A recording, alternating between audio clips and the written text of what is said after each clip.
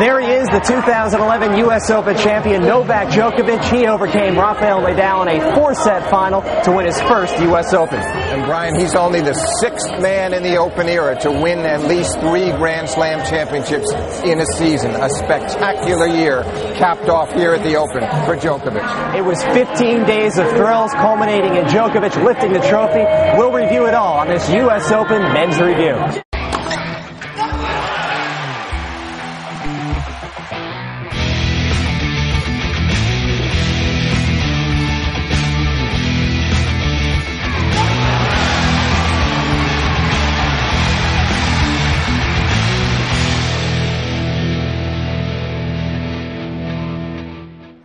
Welcome to our 2011 U.S. Open Men's Review Show. I'm Brian Clark, joined by Steve Flink. And Steve, it was a memorable final. Novak Djokovic exacting a measure of revenge for last year's defeat. He beat Rafael Nadal in 4 tight sets.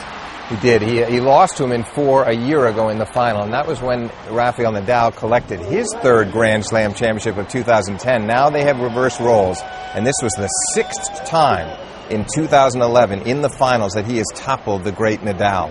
And I think that's a remarkable achievement all in itself. But he played a first-rate final, just as he had against Nadal at Wimbledon. He's only the 8th man to win the Wimbledon U.S. Open double in the Open era. So it's one of the phenomenal years we've seen in men's tennis, going back to 1968 and the beginning of Open tennis. And Steve, for Novak Djokovic, quickly becoming one of the all-time great seasons, now 64-2, 3 Grand Slam titles. Where do you rank this season as it continues to ascend?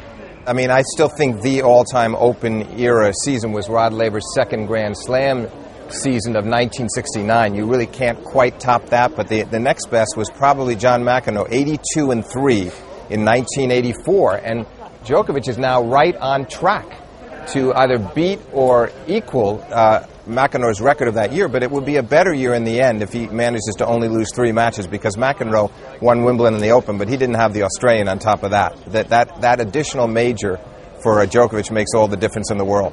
Rafael Nadal unable to defend his title here, but still the future very bright for the 2nd-ranked player in the world. Yes, I mean, if you look at it, aside from the 6 losses to Djokovic, I mean, here he is. He wins his 6th French Open title, and leading many to believe that he's the greatest clay court player of all time, and he reaches the finals of Wimbledon and the Open.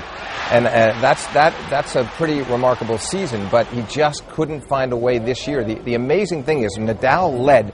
At the end of last year, he was 16-7 in his career series with Novak Djokovic, and now he's lost 6 in a row, and his lead has been cut to 16-13. If he can solve the riddle of Djokovic, which won't be easy, then next year might be a happier one for him. But that's been the only real Achilles heel for Rafael Nadal, is Novak Djokovic. For the 4th straight year, the Open lasted 15 days, another Monday final, but that just meant another day of thrills and some dramatic moments. Let's take a look at a few of them.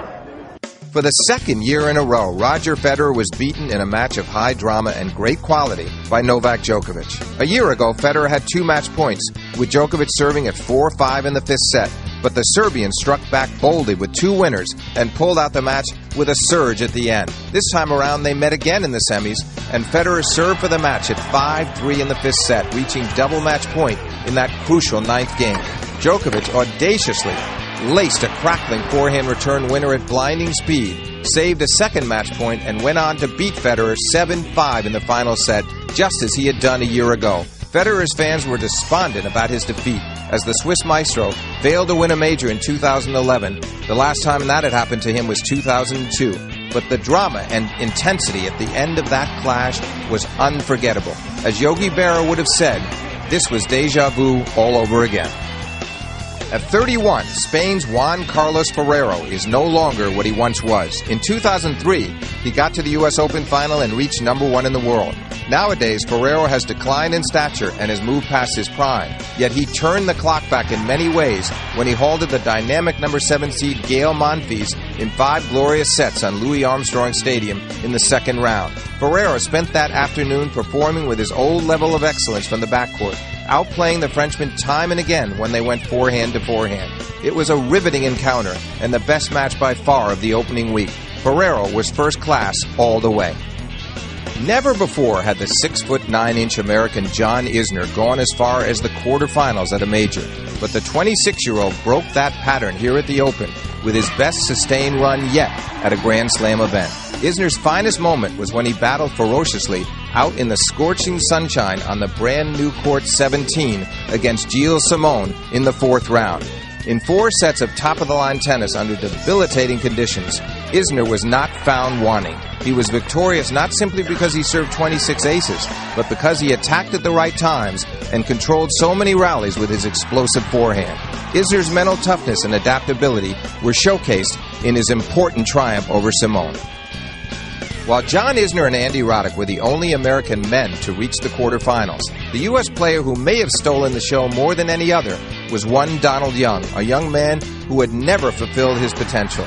The left-handed Young struck down 2 seeded players, ousting number 14 seed Stan Wawrinka in a 5th-set tiebreak and defeating number 24 seed Juan Ignacio Chela in straight sets. The industrious Young advanced to the round of 16 deservedly before Andy Murray beat him in straight sets, but the 2011 U.S. Open was a landmark event for this determined American. Frenchman Jo-Wilfried Tsonga has long been one of the game's most charismatic performers, but at this U.S. Open, he showed the fans a depth of purpose and a drive they'd never seen from him before in New York. Tsonga competed with vigor when he came from behind to stop the top-ranked American Marty Fish in a 5-set 4th-round clash.